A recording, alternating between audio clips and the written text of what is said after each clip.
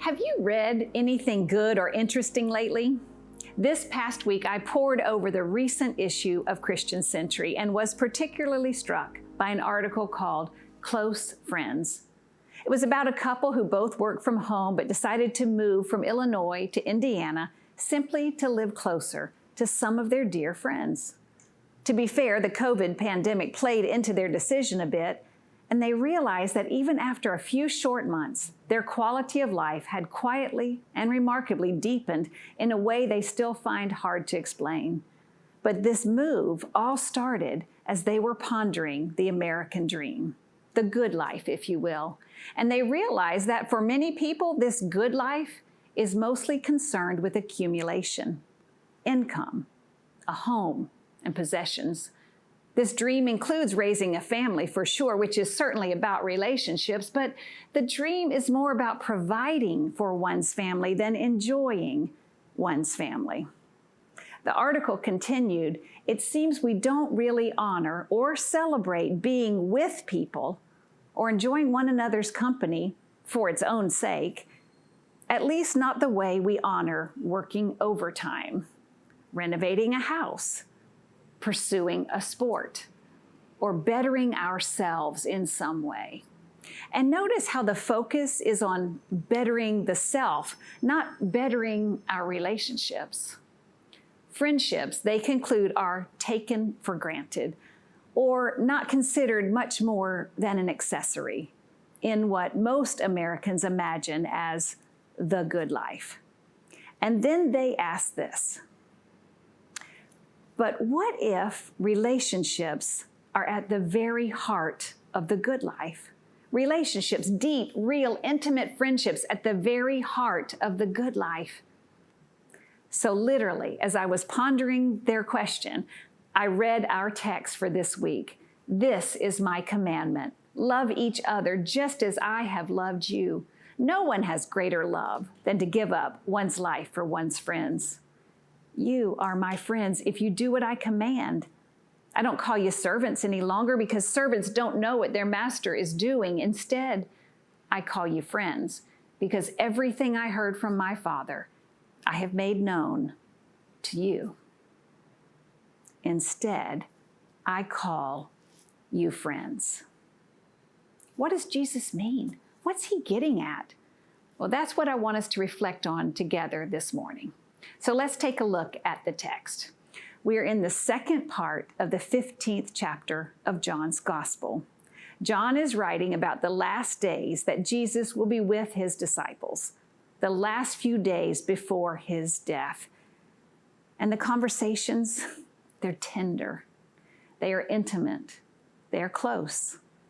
It sounds like the conversations I have witnessed with a few of you and your family members in some of those last sacred days with your loved ones before they died. Remember the vulnerable action of Jesus washing his disciples' feet? It was just 2 chapters back. And that is when he gives them a new commandment, to love each other. Love each other. Sometimes these 4 chapters together, 13 to 17, are called Jesus's farewell speech. For it is in this section we hear about the power of God's love and how we as Christ followers, as Christ friends, are supposed to behave, interact with each other, support, and yes, love each other. So even though we heard it clearly spelled out in chapter 13, here it is again. This call to love one another. Perhaps John realized that his community needed to hear Jesus' message again because they were not fully comprehending it.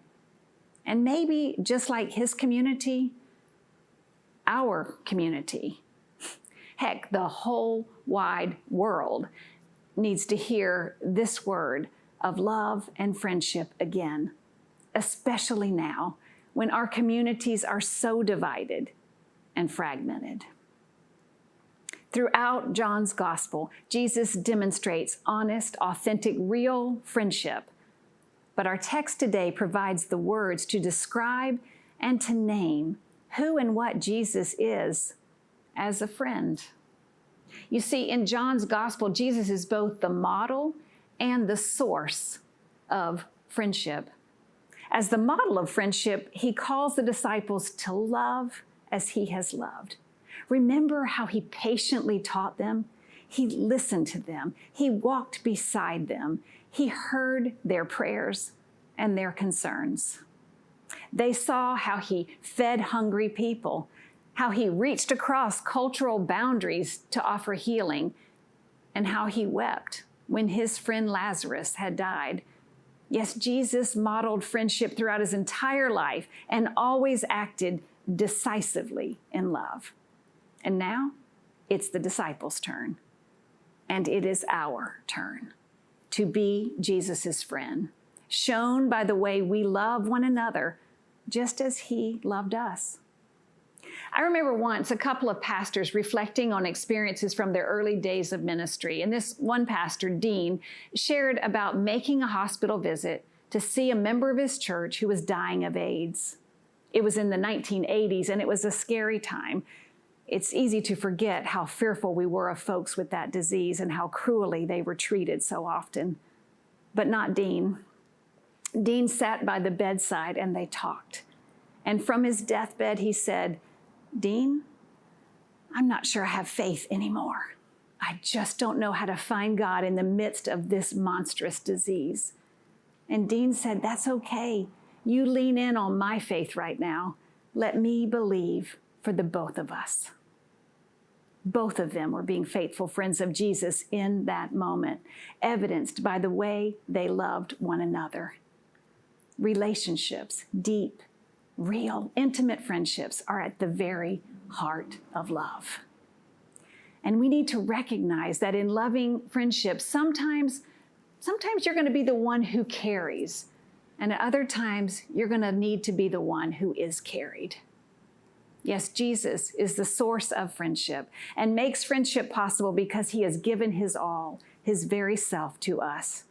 By proclaiming that they are no longer servants but friends, Jesus is taking the power dynamics out of the relationship and making the disciples his partners, his equals, his friends. He is changing a hierarchical relationship into an egalitarian one. And this work of friendship, it's holy work. Now, Jesus' followers are full partners in his relationship with God. His openness, his shared leadership is the model of how we are to treat one another and makes our acts of friendship possible. Indeed, Jesus' friendship becomes the very source of the disciples' capacity for friendship. So if friendships are at the very heart of the good life, how and where do we live out this holy work? I believe it is in community.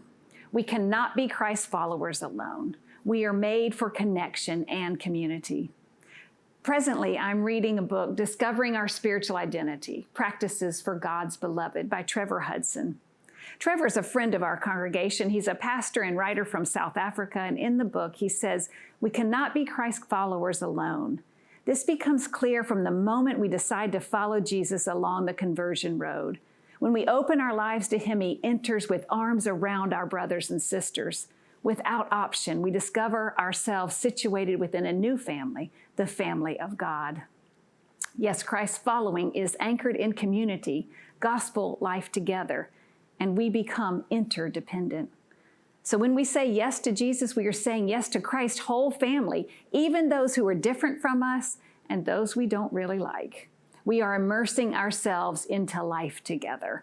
That Greek word is koinonia, fellowship, like life sharing with God and one another at the deepest levels. We strive to love each other as he has loved us. And this messy and complex community is often found right at the center of a local church, where real relationships, deep and intimate friendships are forged. Real people relating through the Holy One who embraces our individual lives and provides our common meeting place. But you might be thinking, yes, but the church, really? I mean, the church has done some ugly and mean-spirited things throughout history. I mean, some people willingly admit they love Jesus, but don't care much for the church because the church has been hurtful to marginalized folks and far too silent in the face of the world's pain. Some think the church doesn't care about them. And to this, Trevor says that, yes, the church is full of human beings who are not always helpful or kind or just in their activities. And whenever I'm disillusioned, I remind myself that the church's main problem is that it is full of people very much like me. Instead of consoling, understanding, and loving those around us, we demand to be consoled and understood and loved. That sin is universal. But together we encourage one another to love as Jesus loved, to befriend others as Jesus befriended us. Because in this sacred community, sometimes we're encouraged to set aside our cherished beliefs and personal prejudices that prevent or stifle friendship so that we can join others in being the body of Christ together. This is hard work because, let's be honest, we don't see eye to eye on everything. On anything, really. We don't like every decision made in the life of any church, and we don't appreciate each other's gifts and contributions all the time. And yet we're still called to be Christian community together. I mean, just because we don't like something doesn't mean we give up on it, does it? I hope not. Rather, we offer ideas and we volunteer to make things better. The work of friendship is holy work. And it requires us to take our baptismal promises seriously, the promise to surround one another with a community of love and forgiveness. Friends, life together, real, authentic Christian community is something we are invited to be a part of. We are bound together by our friendship with Jesus, and that friendship is lived out as we encourage, care for, challenge, and celebrate one another. Now, let me say that simply being a member of a church does not guarantee this kind of meaningful friendship all the time. Some people say they've been a member of the church for years and they still feel like strangers. And to that, I want to encourage you to be open to dipping your toe a little more deeply in the water. Because some sort of small group involvement, some activity of service or group study is necessary to provide space for those connections to deepen. Several years ago, a diverse group of women asked me to join their small group. I was hesitant at first because a pastor being friends with church members sometimes can be messy and complicated. But I have to admit, over time, their friendships really made me feel like I belonged. This week, I surveyed members of several other small groups from church, and I asked them to reflect about this holy work of friendship with their group. The responses were beautiful. One woman, a mother of two, wrote, "It has meant the difference between struggling through the pandemic and actually thriving through the pandemic. Without my small group, I would not have had the support I needed on a weekly and sometimes daily basis. They pulled me through, and I would like to think I did the same for them." Another wrote, "For more than 20 years, I have belonged to a weekly small group. We have traveled the road together and have been there for support and prayers, for laughter and tears, for advice and challenge and celebration, and of course, the 3 G's: graduation, grandkids, and graying gracefully." In the group, one can speak freely, truthfully, and trustingly. We were there before the pandemic, during the pandemic, and we will be there after the pandemic. Am I close to my family? She continued. In many ways, yes. However, they have not traveled this spiritual road with me. In my group, I am safe and loved and accepted. Relationships, real friendships, are at the very heart of the good life. And building these friendships takes time and energy and a willingness to risk and be vulnerable. Small groups are not the only place to find this kind of safe, sacred space for self-disclosure, but they're a good place to start.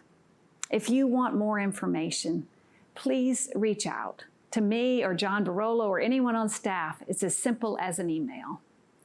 In our fast-paced world of pursuing the American dream, we seldom carve out space for this holy work of friendship building, and Jesus invites us to do so. But if these friendships are going to matter, the care you feel in your heart then needs to be reflected in your calendar. So this week, I ask you simply to pull out your calendar and look at it. And now ask yourself, of all the necessary things, of all the good things that you're going to be doing this week, when do you find time for friendship? I hope you'll pencil in some time right now. Will you pray with me? Thank you for calling us friends, Jesus. Help us to realize that being your friend is really a personal relationship with you, the one who has loved us more than we can ever imagine. And the test of that love is found in the ways we live out that simple, profound, and difficult command to love one another. May we be faithful. Amen.